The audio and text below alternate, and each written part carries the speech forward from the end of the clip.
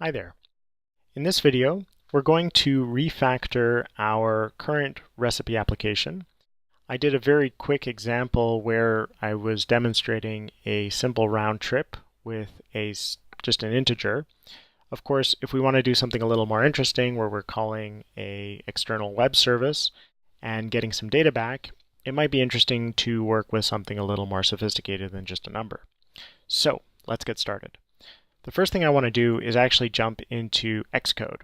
And the reason for that is that by default, and it took me a while to figure this out, by default, you can't just go out and call any old web service and expect that it's going to work. Xcode and iOS protect you from that. And under the info.plist file, under the app transport security settings, you'll notice that there's an exceptions domains configuration here. And what this is supposed to do is this is supposed to ensure that you don't go and start doing cross-origin, requests to some random domain out on the internets. Now, for our purposes, I'm just going to change this exception domains flag to allow arbitrary loads, and I'm going to change the Boolean value to yes. And what this will do is it will let me fetch from any web service anywhere, which is necessary because we actually don't have a backend. We don't have a Node backend or a Rails backend that's running on localhost that we can use in development. So that's step one. Step two is I'm going to take a second look at this app container. Now, I'm not totally happy with the idea that my app container would also be looking at the state. I just wanted it to pass in the actions to my application. So in fact, I'm going to delete all of this. And it's always a nice feeling when you're deleting code, especially when it's code from an example. And I'm going to essentially just return one thing, and that's going to be a new component that I'm going to describe called home. And this goes back to that presentation that I made at the beginning of this course, where I said that I was going to have a container component called home, and I'm actually going to splat in this .props, or destruct, to use ES6 terminology. And let's just delete this add recipe stuff, since we've already demoed that. And let's delete this as well. So what this is a very simple pattern for passing in all of the actions that might be possible in my application. And I'm just going to pass in a home view. And in the home view, I'm going to describe how I want to connect to different elements of my state. Now, I found this pattern to be particularly useful when dealing with an application that has a lot of different views. So for example, you could have a home view, an about view, a settings view. You could have individual modals that appear or disappear. And so the app container serves as a way of having all the actions available where necessary, but then it's the individual page or container responsibilities to describe what portions of the state you care about and you want to listen for. So obviously we now need to call this home component. We can't just imagine it's going to appear out of nowhere. And in fact, we don't even need React Native in this component anymore. So let's just delete that. Let's delete that. And I'm going to import home from home. So the next thing is, it's a container component. It's going to be home. And again, this is, a pattern that's worked for me. Maybe it will, maybe it won't work for you. Hopefully, this will give you a starting point for cobbling together all of these different pieces and building your React Native application. So like we did in the previous example, we are just going to import React from React. And again, this is why it's helpful to think of React and React Native as two separate things, because they are in fact two very, very separate things. They are completely different libraries that can be used independently of one another. And we are going to import React Native from React Native. And we're going to use a few different libraries here. We're going to use something called the scroll view, which is going to allow us to scroll and have a nice list. The view, which is kind of like a div, if you're coming from a web development perspective. a text input, which is like a form input, an image, which is how we render an image. It's like an image tag. A touchable highlight, which we already demoed in the last video, which is like a button. And we're also going to be looking at style sheets. And all of that is going to come from React Native. There's a bunch of stuff here, lots of really interesting components. But for now, I think this is a good starting point. And we're just going to describe this home component, which will extend from component, the React component, of course. And then last but certainly not least, we are going to connect this. So we will do export default connect map state to props and then home. So whereas in the app container it was map dispatch to props, in the home container we are going to create a function called map state to props. And it will take in the state object, like I did in the other video, except it was just a lambda. And I'm going to return searched recipes, which is going to be state.searchedRecipes. So of course this searched recipes is going to come from our reducer. So it's helpful to maybe call to mind what our reducer looks like.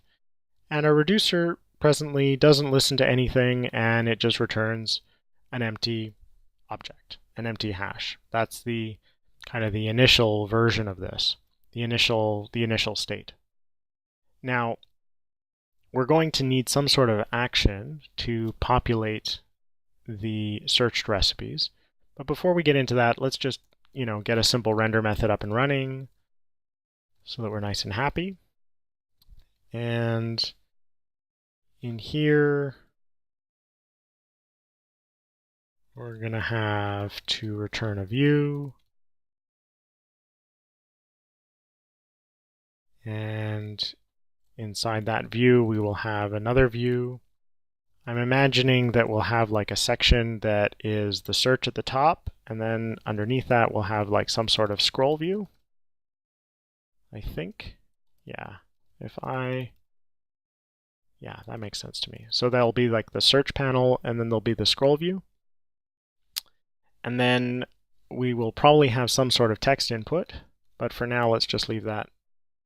We don't need that for this first example. Let's just get a touchable highlight, because we've already played with touchable highlights before, and we like them. And on press, we will call this method called search pressed.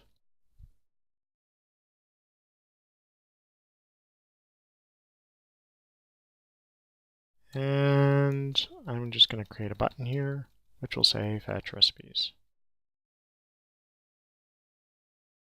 Okay, let's refresh the simulator and see what happens. Connect is not defined. Right, it's not defined because it's not defined. So I'm going to import connect from React Redux. Refresh again. Map state to props must return a plain object, instead received undefined. Ah, this is actually an app container. Right. My mistake. Okay, text is not defined. Forgot about that. And there we go. We now have a button, it says fetch recipes, and it's completely unclickable because of the status bar. Don't worry, we will get into styling in another video. Okay, I click on it, it says search pressed is not a function, which is understandable, because it isn't. And so I'm just going to do that, which will press the search. And I'm trying to think of how I would want this interface to function. And I'm imagining that there would be some sort of action called fetch recipes, and I would access it through props. So I would say this.props.fetch recipes, and I would say bacon and cucumber and banana for some reason or another. and then presumably when I would press this button, there would be a fetch that would take place and it would be magic, right? And because of my splat over here, my destruct, any props from the app container would get passed into the home container, and so I would have access to any actions in my action creators. So if we go to the recipes actions, I should be able to create a new function here called fetch recipes, which will take in some ingredients. And this is going to be slightly different because it's going to return a new function with a dispatch and get state. So this is slightly different, but it's essentially the same thing that we were talking about before. And so we have this dispatch method, which will send the message out to the world, to the application, I mean. And then we have this get state method, which will actually give us access to the entire state of our application at the point that this is called. So all the reducers and everything, from there. So that's great. So in our particular case, for now anyways, I'll just do a console.log on get state, so we can see what that looks like. And I'm going to refresh this page, and I'm going to open my Google Chrome.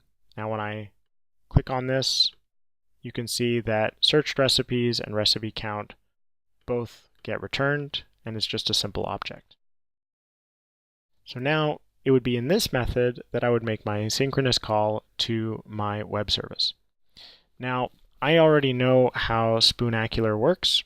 I suggest if you're really interested in building this application yourself that you go out and you get yourself an API key. It's free, but you do have to provide them credit card information, which is kind of annoying. But it works, and it's reliable, and it's great for doing a demo like this. So I'm going to describe some parameters. And these are all just simple parameters that get passed into the URL string. The first one being ingredients. And the ingredients that I'm going to pass in are coming in as arguments from my component. And I'm just going to encode them as ingredients. This is a simple, bare bones JavaScript function.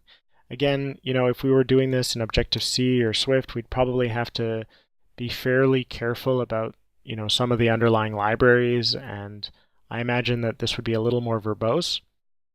So not only are we getting certain benefits in terms of being able to refresh the application very quickly, we are also able to rely on native or sort of functions that come with the JavaScript runtime by default. So fill ingredients equals false, limit license equals false.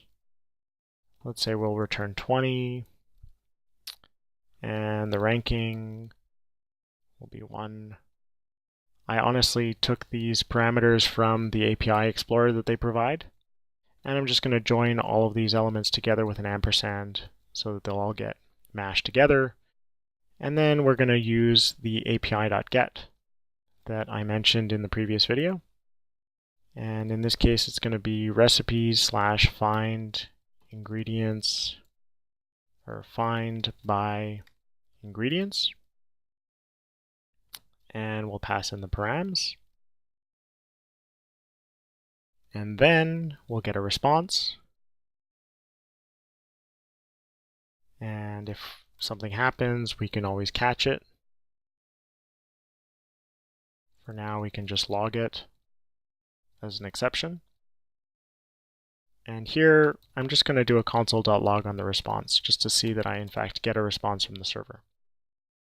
And the last thing, of course, is I'm going to have to import the API class from libapi. Now, if you were jumping into this video, this is an API class that I copied into this project, and it's available on GitHub with all of the project files. So there's no reason to type that out yourself. Now, when we refresh this again, if I fetch the recipes and I look at my log, I will see that in fact I'm getting all of the objects coming back from the server. They're nicely organized, and I've got the image and I've got the title. It's these two elements and the ID that I'm particularly interested in. So for this video, we're just going to wrap this up by finally storing this in our store. We've already talked a little bit about how actions work. We've talked about how reducers work. So we're just going to quickly write a reducer and an action that will store this information and make it accessible to the rest of our application. At the top of this course, I mentioned that we were going to be creating a special action for setting fetched recipes.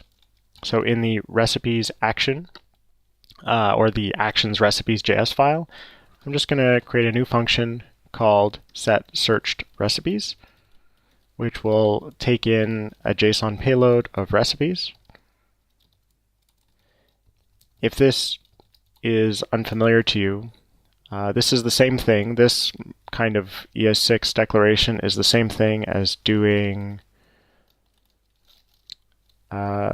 something like this, where you would basically say args.recipes, right? So it's just a shorthand for being able to extract or pluck out one of the keys in a particular payload from the function. So I'm just going to grab recipes.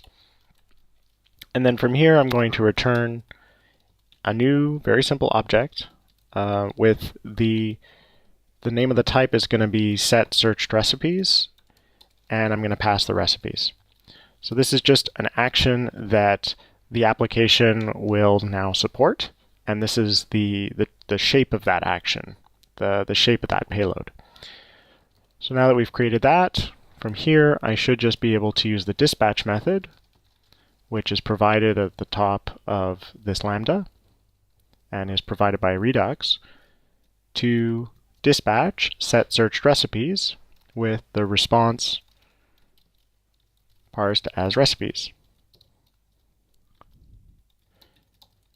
Now if I refresh this again and I hit fetch recipes, I should see that Redux in fact takes that and then triggers an action for setSearchedRecipes, and then the payload is this array. Now the last step in this process is going to be having the store or the reducer listen for the recipes that are coming from this action. And again, it's the same pattern, fundamentally, that same unidirectional data flow pattern. So under the reducers, I'm going to look at my recipes, and I want to store the searched recipes. And so this particular action is going to be of types setSearchedRecipes, and it will take in the state and the action, like everything does. And then here, we are just going to loop through them and deal with them one at a time. So I'm going to describe what my new state will look like. I'm just going to create an empty object, and I'm going to say action.recipes.for each. This is just a simple loop.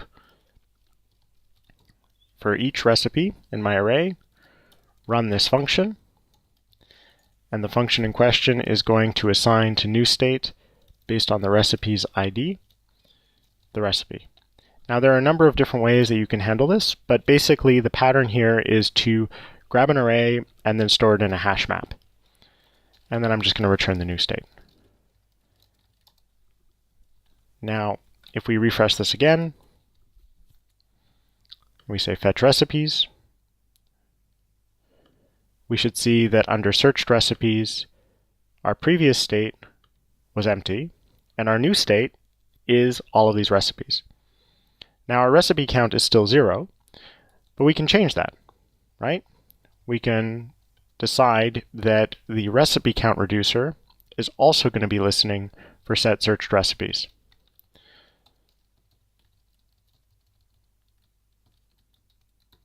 So setSearchedRecipes. Again, I know what the traffic shape, or I know what the payload shape is going to be. So here I can just say return, and then it'll be action.recipes.length. Refresh this again, and when I do fetch recipes, I'll see that my recipe count goes from 0 to 20, and my searched recipes are then populated. In the next video, we're actually going to be rendering a view, and we're going to be showing how we can work with this data with React Native. Thanks for listening.